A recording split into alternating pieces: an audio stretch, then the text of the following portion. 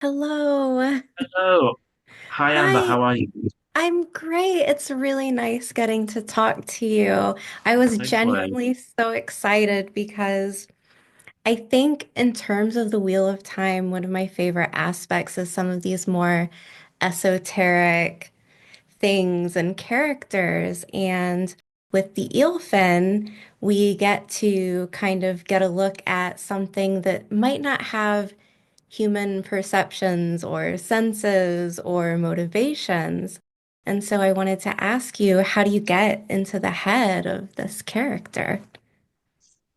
Good question. Good Yeah. question. I started with what was available, which was the material. So I just went and read everything I could from the books themselves, and then about things people had written online about the Eelfinn.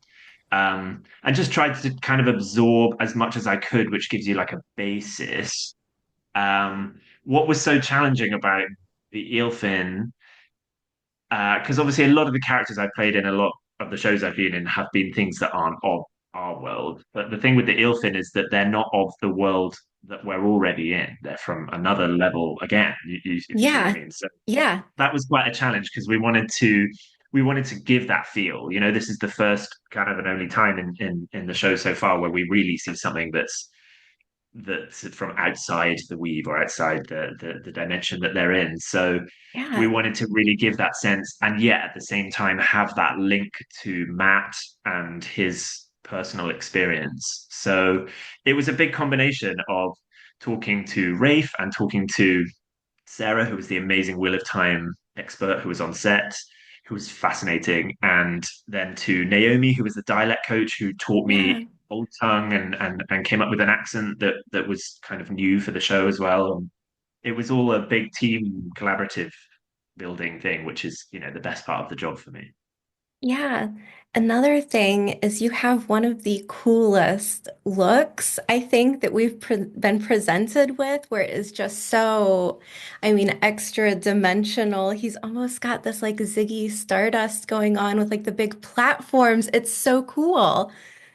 That you said that because Yeah. that's when I put the whole thing on for the first time. That's exactly what people said. Look, the creatures I often play are so often they're like usually soldiers or warriors, or they're either not wearing anything or they're wearing kind of loincloths and rags and Mm. mud. And I rarely get to wear kind of neat or like trim or clean things. So not only that, but I went into the fittings with Sharon and I had these boots lined up that laced up all the They're way up the back. huge. Huge. They were colossal with no heels. It was all on tiptoes. Yes. And the harness, the details you see in the show, I will encourage people to like pause it and just look at the costume when they do the There's close-ups and you see the detail. piercings. So it's all meant to be human leather, Yeah. Skin. it's white leather of human skin, and all down the spine is this amazing spine of noses and ears and these stretched faces and gorgeous. And this skirt with this like slit up the side so the fox leg comes out. It's just so it's provocative and it's Yeah. seductive as well as being scary is the idea. It does have a kind of intimidating, dominating kind of vibe to it, which is obviously what it needs. These creatures need to be truly and utterly like put you in your place. Yeah. How did you like doing that scene with Donald? Was it, I mean, like you get in this space, I'm sure, and you're just like, okay, like let's go, let's do this. Like, When I look back on my memories of this thing, so we filmed it Mhm. all in just one day. I had about 10 days of makeup tests and costume tests and rehearsals, but the actual filming was one day.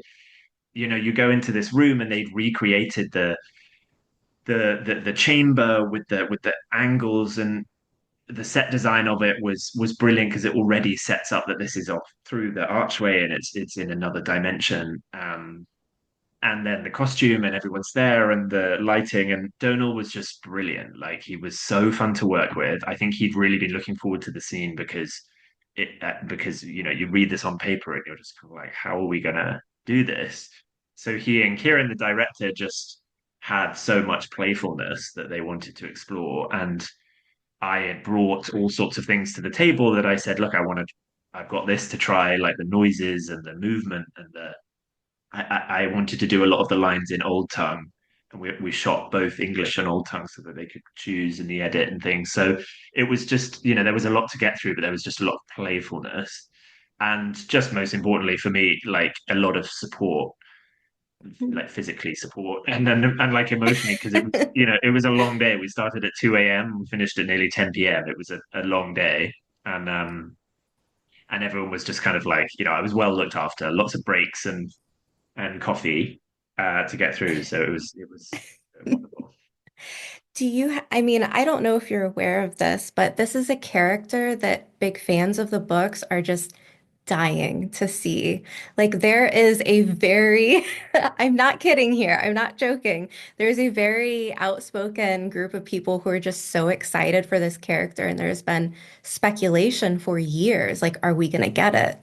Is it going to happen? And so throughout the season, you keep getting these little teases, seeing the redstone door frame. And like as the season progresses, it's so much fun watching on online spaces, being like, I think we're gonna get it, guys. I think we're gonna Yeah. get it. So I want people to know I see it all. I yeah. see their theories and I see the things people tag me in. And there's one particular tweet which I bookmarked a What do long you time remember ago. it?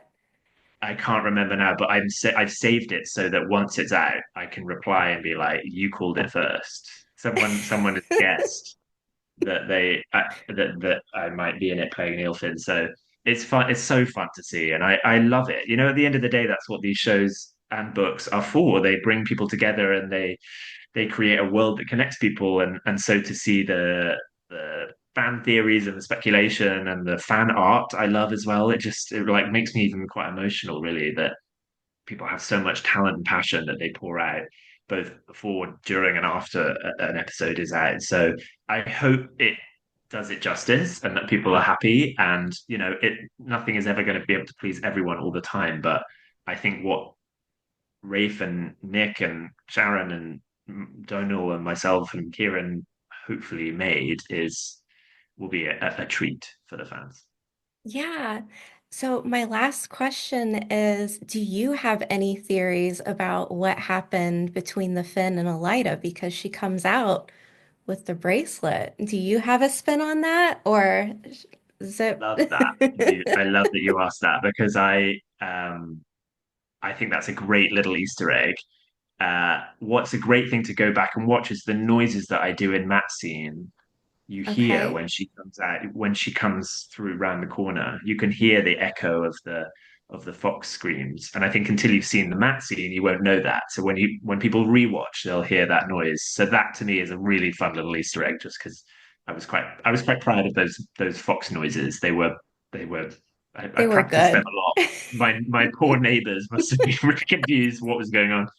Um, yeah, I love that question, and I will love to see what people come up with for exactly how it went down because she's a remarkable character that couldn't really be more different from Matt in so many ways. So Oh, to have totally. to have in people's minds like what might have gone down between Elida and the Ilfin compared to Matt's experience is a really fun thought experiment, isn't it? I've already been trying to dig into it and think to myself, well, like she comes out with the bracelet.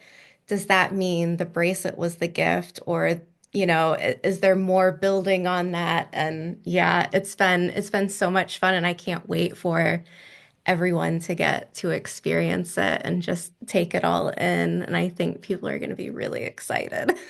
Yeah, I think so, and it's wonderful that after so long, it's only a few more days now to till the world gets to Yeah, see it. So yeah. hopefully, everyone enjoys it. I just wanted to say thank you so much and big congratulations on the season. And I'll be looking forward to that tweet. Yeah, yeah, I'll dig it out and find it. Thank you so much. Honestly, Yeah, like I said, it means the world that this means the world to people who care so much about these stories. So yeah, thank you so much for chatting thank about it. you.